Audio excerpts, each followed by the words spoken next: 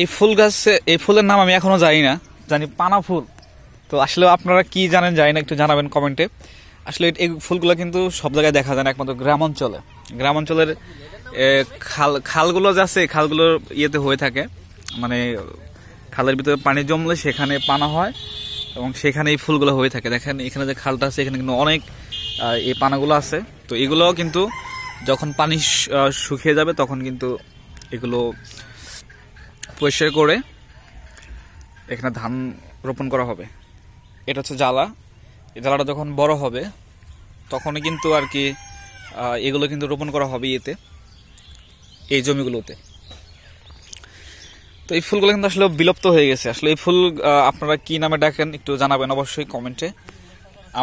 আমরা এগুলোকে পানা ফুল বলে ডাকি। ফুলগুলো দেখতে অনেক সুন্দর, বিউটিফুল ফ্লাওয়ার। তো এগুলো কিন্তু শহরাঞ্চলে দেখা যায় না, তো গ্রামের পরিবেশের সাথে এগুলো ম্যাচিং হয়, কিন্তু শহরে এরকম পানাই নেই।